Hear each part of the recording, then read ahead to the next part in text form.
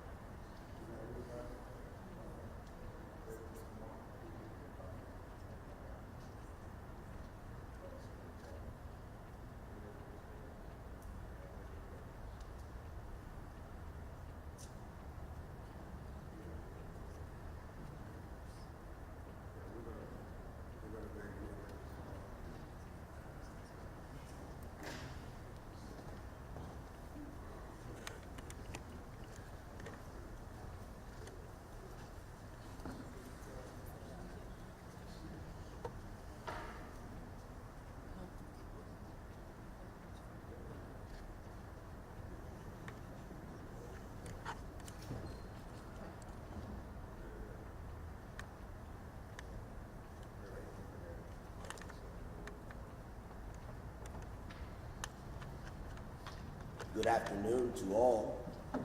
We welcome all of you to the Mount Zion Second Baptist Church, where we learned in the long ago that was the prophecy of Micah, when the question was asked, what does the Lord require of us? He says to do justly and to love mercy and to walk uprightly before our God. We're thankful that there are those in our fellowship this day who are on a mission of justice, wanting to serve this family and really the whole community of Sparta, Georgia, because if they don't get justice, then justice is not to be had. So that we can let the Lord know that we are on the Lord's side. Can we all bow just where we are and invite the Lord in with a word of prayer? Our Father and our strong God, we humbly bow before Thee, Lord, in this your holy house, asking, O Heavenly Father, that you would guide us in the way in which you would have us to go. We ask Thy special blessing on this mother and this father who is this day without their child. They have great grief, but sparse answers. We want, oh Heavenly Father, to let them know that they're not in this by themselves, that as you guide us, that we'll go with them. We ask that you'll bless all that precedes before Thee, we pray. Amen. We would ask Attorney Crump to come and present the rest of our guests. Thank you very much, Reverend Johnson, for allowing us to be in your cathedral this afternoon as we demand justice for Georgia's Brianna. Present with me, and I asked them to join me up here as I introduce them. You all can come up. I'm Attorney Ben Crump, along with Attorney Eric Hertz, as well as Jeff Geese, and we have Attorney LaShonda Council Rogers, making up our legal team representing the family of Brianna Grier. We have present with us her mother, Mary Grier, and her father, Marvin Grier. And pictured in this picture is her two little angels, her 3-year-old twins, Marie and Mariah. And you'll hear about the difficulty that Mr. Marvin and Miss Mary are having trying to answer the questions that children ask, as they often do. We are also blessed here today to have some freedom fighters who serve as our co-counsels in the community while we fight in the court. You all know very well our leader here in Georgia, the Georgia State NAACP President, Gerald Griggs, who has been fighting with this family in Hancock County as well as on the steps of the Georgia Bureau of Investigations, refusing to let them sweep Brianna under the rug. And we have a national freedom fighter here with us who hails from New York City and is the leader of Until Freedom. She's the queen of this movement in many regards as we fight for marginalized women of color, especially black women. She led the Women's March, and she championed justice for Breonna Taylor in a way that we can never say thank you enough for. And the person who is going to be, I'm sure, the focus of most attention today is Dr. Alicia Wilson, who is the director of Autopsy and Forensic Services at the University of Michigan.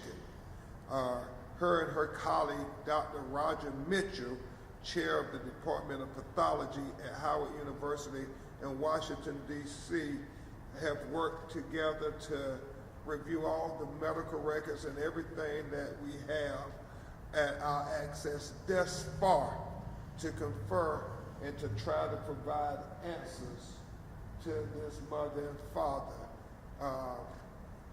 so they can try to give answers to their daughter Lottie, but most importantly to their grandbabies, Brianna's children. And so you will hear from her after you hear from Attorney Hertz, who's going to talk about the failures that we have discovered so far in our investigation until while Brianna Grier, who was suffering a mental health crisis. I mean, she needed help. Miss Mary called 911 thinking that they would help her. Never thought she would end up dead. Mr. Marvin has said over and over again, if I thought they were going to kill her, I never would have let them take my baby.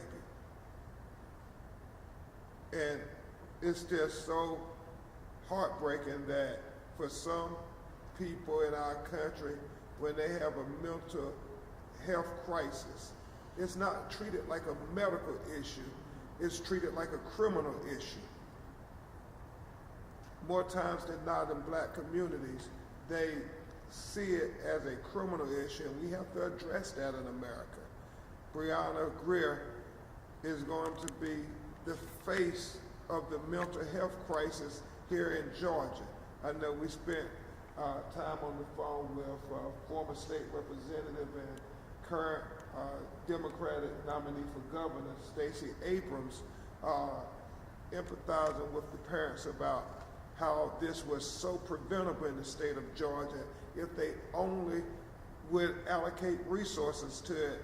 Instead, they try to ignore it. And so it's a convergence of issues that led to Brianna Grier being taken from this earth far too soon. Attorney Lanita Baker and Tamika Mallory and I, last week, we saw something historic happen in America. We saw that for the first time that police officers were charged for killing a black woman in the United States of America on the federal level.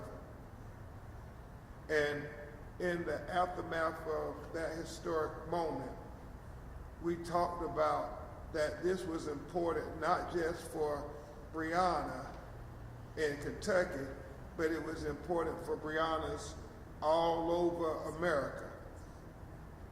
You know, in 2020, we all were demanding answers as to what happened to Brianna Taylor in Kentucky.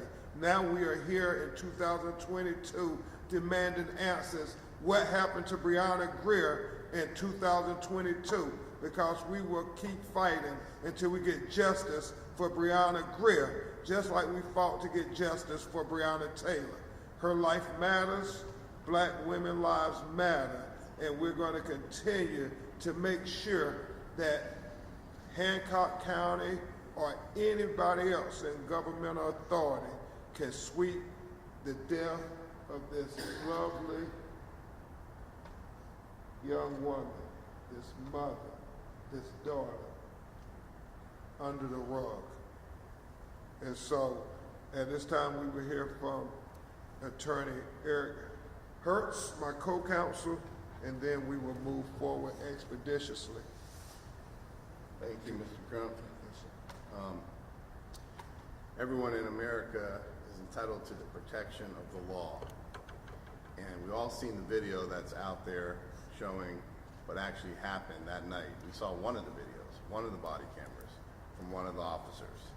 And what did we see? These are the failures. First, we didn't see the video turned on when we got there. They didn't call for an ambulance. These officers have already been there at other times, and they called for ambulances. This time they didn't. They didn't recognize this was a mental health issue. The officers escalated the situation using unnecessary force. You can see in the video, I want y'all to look at it, that she was dropped at least once, if not twice, on a concrete pad before being flung into a vehicle. They didn't seatbelt her, turn the dome light on to see where she was going when they threw her in there, and they didn't check on her. After she was thrown in, there was no noise. If you listen to the video, you can hear the officer breathing. That's how sensitive those mics are. But you cannot hear any noise from Brianna in the back. Why is that? We have brought today a famous pathologist, as Mr. Crump had told you, and she's going to tell you some of the injuries that were suffered in a minute. What did Brianna Grier do that night? From the video, I don't see she did anything wrong. She didn't threaten anyone. She didn't have a weapon. She didn't try to flee. Everyone in the United States has a right to be free from an unreasonable seizure from the law enforcement officers. This is our Fourth Amendment right.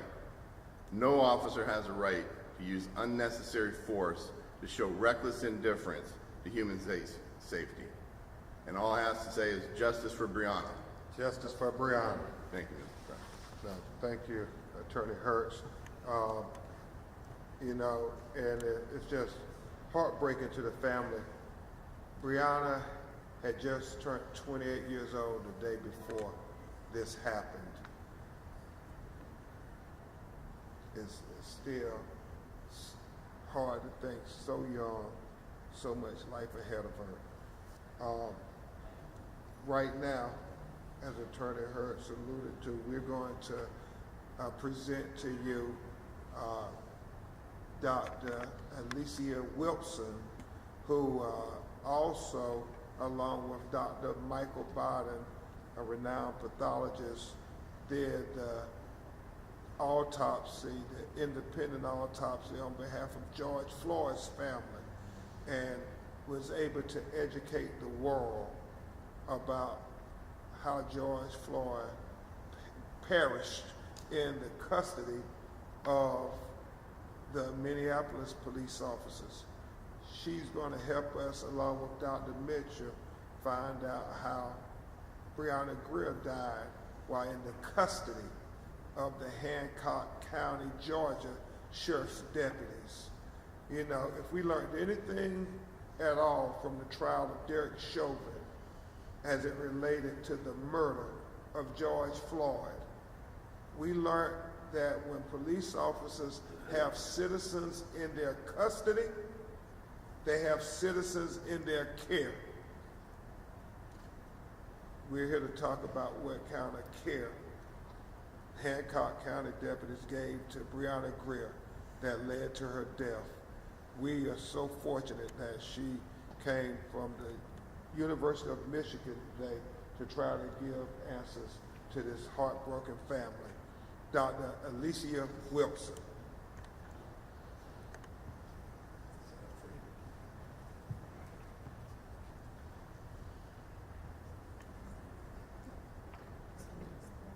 Thank you, Mr. Crump. The information that I am about to present comes from a review of the medical records that have been provided. This information can be confirmed and added to by the final autopsy report. Review of the medical records demonstrates this is an example, a slice of a CT from Brianna Grier. This R on this side represents the right side of the head, and this side represents the left. There was severe neurologic injury, severe blunt force impact to the head demonstrated in the medical records. The first thing I want to point out on this CT image is this area right here. This represents swelling of the scalp. The brightest white rim that you see here represents the skull. So that's the thick white part of the skull. Inside of the skull, this mix of gray, different shades of gray, represents the brain. So I want to point out a few things. So here is the scalp hematoma or scalp hemorrhage. The CT scan also demonstrated a fracture on this side of the skull. I'll use the other board now, Mr. Crump. So with the scalp hemorrhage here, a fracture line underneath, this is consistent with an impact to the head at this point. What can sometimes happen when the brain or the head has an impact at one site, the brain can move inside of the skull, and that can cause injury directly opposite to where the impact occurred. And so you may end up with injuries on one side and injuries on the other side. We call that a coup and counter-coup injuries. In the case of Brianna Grier, if we have the injury here with the hematoma, the scalp hematoma, and the fracture, if we go directly across, we also see a lighter shade of gray. And this is what was noted as being a large subdural hematoma. And that's blood that is underneath the dura on the right side of the brain. What was also noted was severe hemorrhage. There was subarachnoid hemorrhage, and there was hemorrhage within this black area, the intraventricular space. What happens when there's this type of impact to the head is that the brain can start to swell. When the brain starts swelling, we call that cerebral edema. And what can happen is when we have this subdural right here is that the brain is pushed over. And so what happens is that the brain becomes very swollen inside the skull. It gets pushed over, compressing a lot of vital structures that ultimately can lead to death. In this case, the cause of death is consistent with the severe blunt force injury that occurred inside of the head. Thank you, Dr. Wilson. Could you go through your numeric findings technically for the reports? Technically, for the reporters, yes.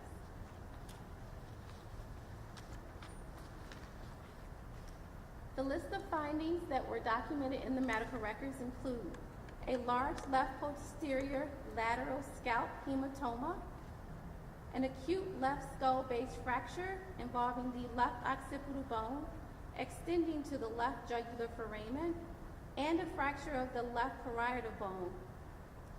There was a large right-sided subdural hematoma, diffuse subarachnoid hemorrhage, intraventricular hemorrhage, subfalcine herniation, and the subfalcine herniation occurs when the brain becomes so swollen that it shifts from one side to the other. And so a part of the brain that should be on the right side can shift to the left side. And there is severe cerebral edema and compression of the brain structures. And I know you explained it, and I just want to be clear. So, is it likely when her head hit a hard object, we don't know what that hard object was, it caused her brain to move around inside her skull? Yes. And you said there were 2 fractures. Could you articulate those for us? Yes, there were 2 fractures identified by the radiologist on the CT scan. One fracture is in the left occipital bone, the left side of the occipital bone, and the other is on the left parietal bone. So the occipital bone is the bone in the back, posterior aspect of the head, and the parietal bone is on the lateral, on the side of the head. So those are the 2 fractures that were demonstrated on CT. The autopsy may confirm more, may confirm additional fractures, and also help us further characterize the extent of injuries. Dr. Wilson, would it be logical to conclude that it would be violent impact that would cause a skull fracture in 2 places? In this case, these injuries are very severe and indicate a significant amount of force to cause these types of injuries. Thank you, Dr. I'm sure the reporters may have some questions after we conclude.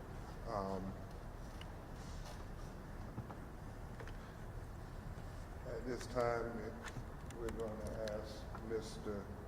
Marvin Grier, Ms. Mary Grier, to just address you for a few moments before we have our civil rights leaders address you. Would you all like to?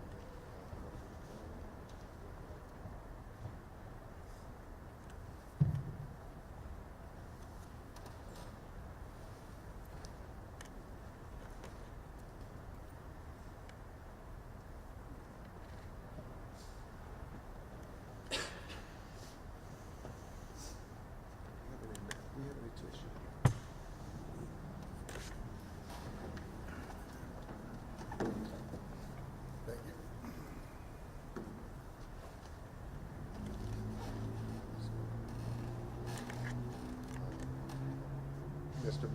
Who you want to go first, Mr. Mark? Yes. I'm holding my baby. Thursday, we're going to have to bury her. And my grandbaby will actually be... No, I have it straight. My grandbaby will actually me every day. Where I say, Mama, I'm thinking they're talking about the grandma. And I had to send them to the grandma because I can't send them to the grandma.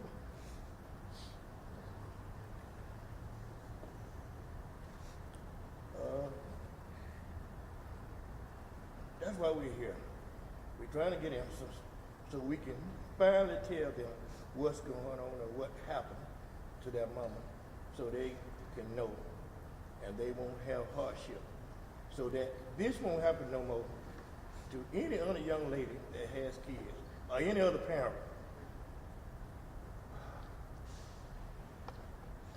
Thank you. Thank you, Mr. Brown. And he's talking about his grandbabies. This is Marie and Mariah, the 3-year-old twin daughters of Brianna Grier. Miss Mary, do you want to say something? I just want justice for him, my daughter, Brianna Grier.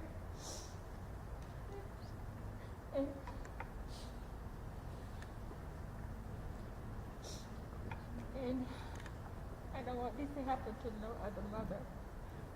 And it's hard, like Mara said, for the children. Where's mama? You have to try to tell them in a way that might understand, but Maria, they Maria too hard not taking on notes. there. She's not taking notes. She wanna know where mama at. And we need to have some help trying to give her a good answer. You know, just not saying she died or the police killed her or any of that nature. We need something concrete that make us feel good so that we can try to let them know, you know, what happened. Yes, sir. And I know y'all have been struggling to understand it. That's why Dr. Wilson, we're so grateful to you. You know, when they become adults, we as a society have to answer the question, especially here in the state of Georgia, why their mother was killed in police custody. I mean, the story keeps changing. At first, Mr. and Mrs. Greer were told that their 110-pound daughter has superhuman strength and somehow kicked open a door. They then tried to continue to assassinate the character of Brianna Grier after her person had been assassinated, and they said, oh, she jumped out the car. And they died. And GBI finally said that, well, they never closed the passenger rear door, and she was unrestrained, which Attorney Hurst talked about was a violation of policy, to put a handcuffed person in the back of the police car unrestrained. And tragically, without that door being closed and her being unrestrained and that vehicle moving, you can use your own common sense as to what likely happened, especially when we look at the pathology from the MRI reports about the violent trauma, the severe blunt force trauma that caused her to be knocked into a coma and to succumb 6 days later. So we continue to demand answers for this young black mother who was experiencing a mental health crisis. She hadn't committed a crime. She deserved to be treated like somebody worthy to protect and serve. And so that's why we're not having this family stand alone. We're standing with them to help them answer questions for Mariah and Marie. It's gonna take a lot of, you're talking about mental health, it's gonna take a lot of mental health counseling to explain to these babies why their mother was taken from this earth. We'll let y'all sit back down and let y'all have.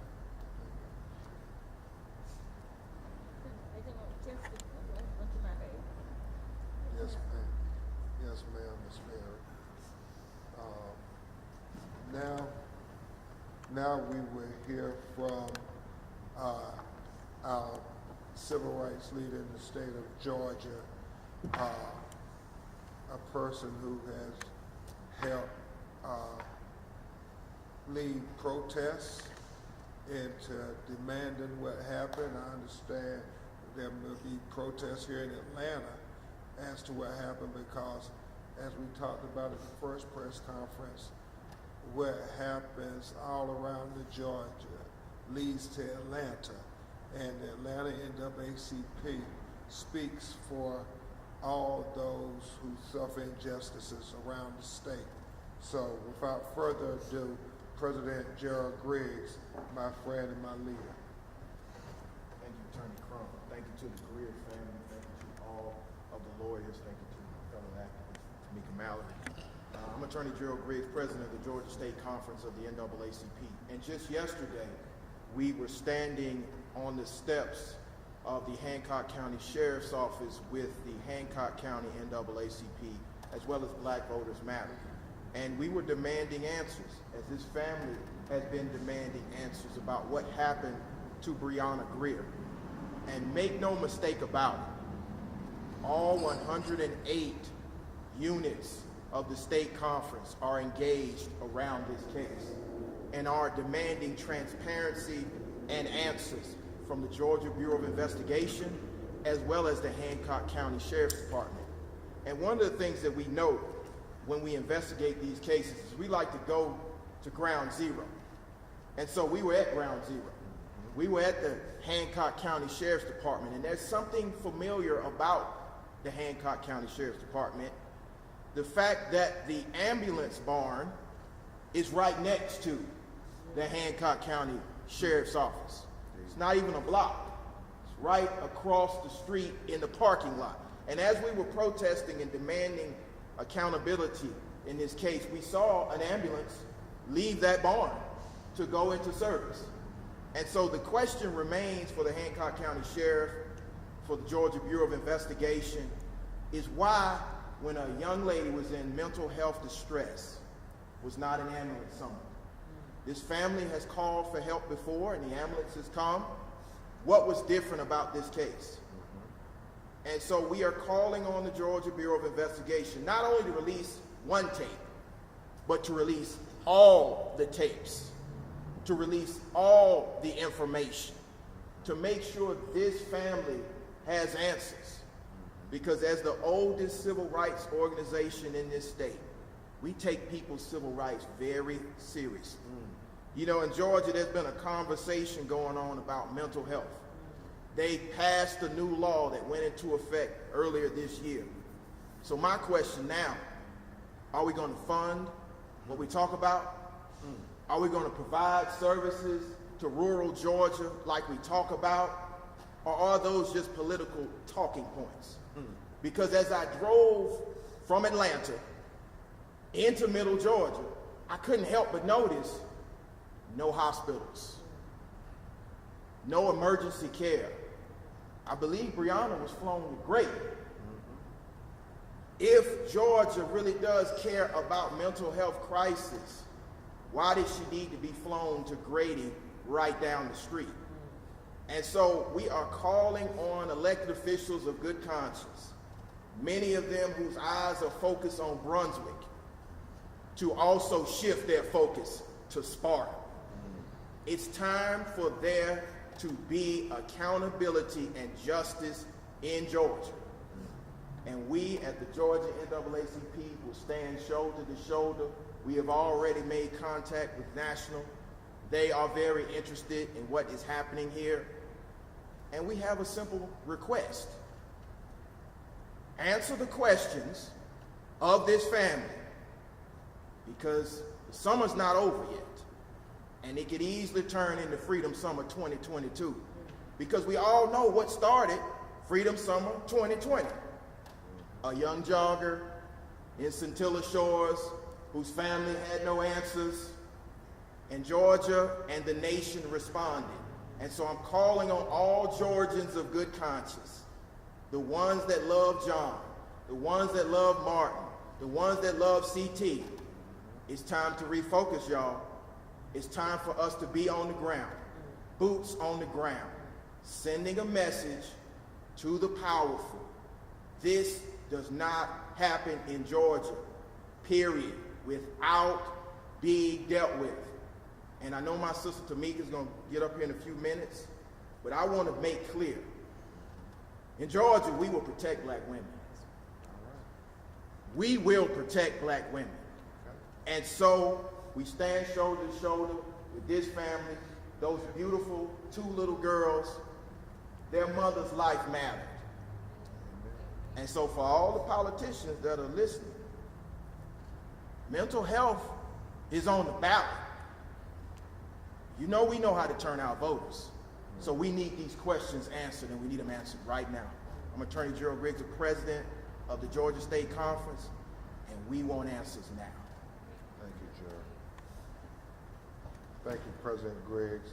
And the final speaker is a sister who always stands in the gap for women. She came to be known to America after she helped organize the Women's March. That was the largest march at the Washington Mall, I think, in history, and still may be at this time. And as I said, her organization, Until Freedom, helped lead the effort to get justice for Breonna Taylor, where she was committed to that. Breonna, as she has told me, Mr. and Mrs. Greer, that she is committed to Georgia's Breonna. And so, from one campaign for justice to Breonna to another campaign for justice for Breonna.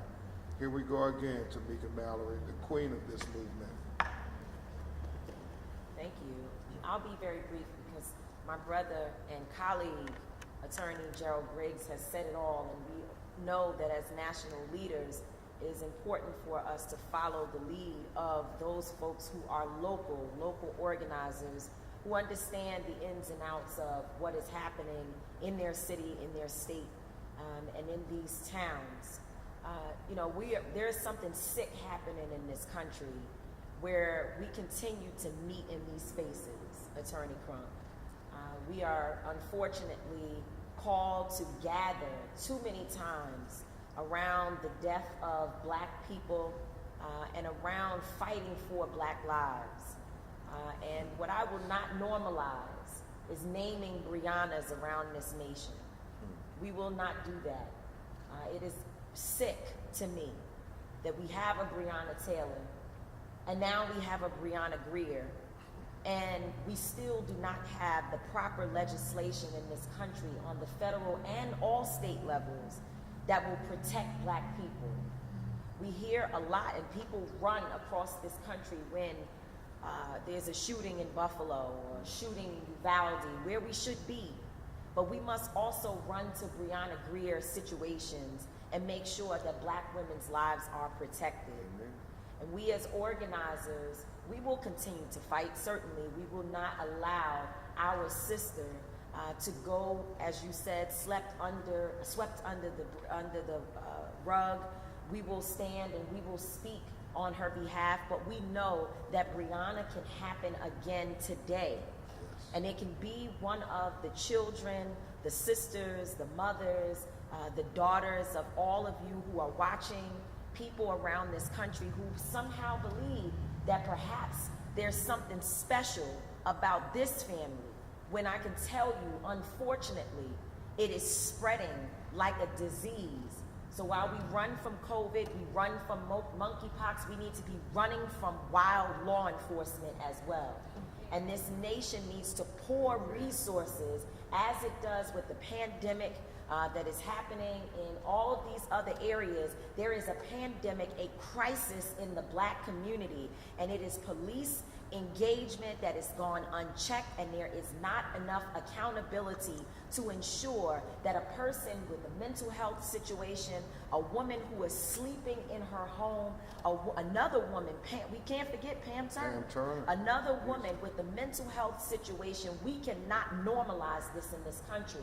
And again, yes, we will do our job, but we need from the federal level to every state house in this country for it to be a major priority, a #1 priority to back Black lives, to protect Black lives, and to stop asking us for our votes, and for Black women particularly to turn out in these large numbers to maintain this people's power, but not giving us the resources that we need to just stay alive.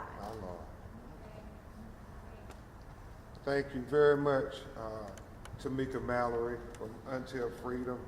And I know you and President Griggs are going to continue to fight in the community while we fight in the court of law. Attorney Hertz and Attorney LaShonda Counsel Rogers and I, on behalf of getting justice for Brianna Grier. And I know Attorney Counsel Rogers, if you could join me just for a second as we conclude. I know Stacey Abrams talked about this with the family, and I know LaShonda Counsel Rogers is looking into this as well. The fact that Georgia ranks 48th in this as one of the worst states with access to treatment for mental health crisis, and that the law enforcement is the #1 provider of mental health interaction for the citizens of the state of Georgia. And she said there are some 15,000 documented mental health ill citizens of Georgia who go untreated. And so Brianna Grier is the face of this crisis in Georgia. Sometimes people need to see a face and not just statistics, Attorney Hertz. And so tragically, that face there, that beautiful mother, is now the face of the mental health crisis in the state of Georgia. And so at the funeral on Thursday at 11 a.m. at, I think it's Hunter Street, West Hunter Street Baptist Church on Ralph Abernathy Boulevard, is not only going to be talking about a celebration of Brianna's life, but it's going to be helping to define the legacy of her life for not just her children, but those affected by mental health issues throughout Georgia and throughout the nation. I know Reverend Al Sharpton is going to eulogize Brianna Grier with her local pastor, and I know a lot of the state representatives in Georgia are going to come in attendance, not only to stand for Brianna Grier, but to stand to get better access to health care for mentally ill citizens of the state of Georgia. And so with that, we will take some of your questions, and Dr. Wilson, I think you should probably come back to the stand. I know. Yes, ma'am. Yes, sir. I have a question. Is it the finding of the autopsy? Doctor, is it the finding of the autopsy that she suffered the head injuries prior to being placed in the patrol car and then was perhaps unconscious in the patrol car when she fell out? That was kind of how I heard it. I just wanted to clarify. And then do you have a one sentence cause of death that we might be able to report, and did you have a manner of death or means of death? Thank you for the question. Just to clarify, the results that I reported are preliminary findings based on a medical review of the medical records from Grady Hospital. The autopsy has not been released yet, and that may take several more weeks to months depending on the review. So we do not have the official cause and manner of death from the autopsy report.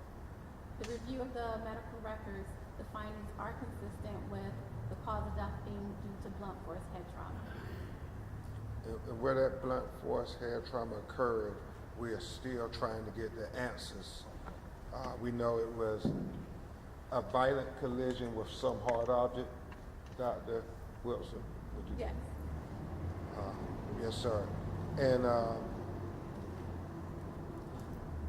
one of the things why we asked Dr. Wilson and Dr. Mitchell to get involved, and hopefully President Griggs and Tamika Mallory and others can help us to continue to demand Georgia Bureau of Investigations finish this investigation.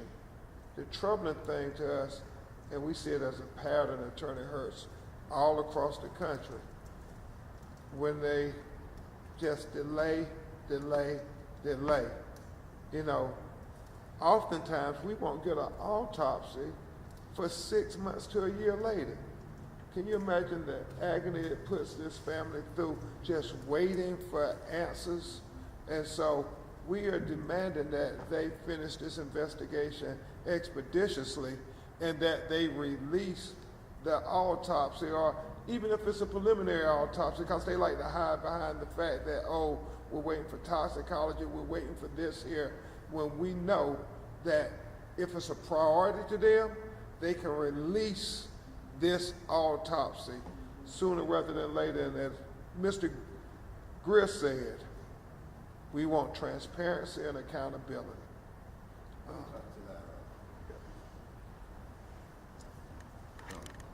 So if you think about it, if this was any other person other than a law enforcement officer, and they had an incapacitated person, such as a baby, in the back seat of their car, they didn't strap them in, maybe they even handcuffed them, and they went around a curb with an open door and that baby fell and died, that person would be in jail the same day. Now, why is it that these two officers are out doing their job immediately after this? That is a question that y'all as reporters need to be asking the Hancock County and GBI. Thank you. Thank you. Any other questions?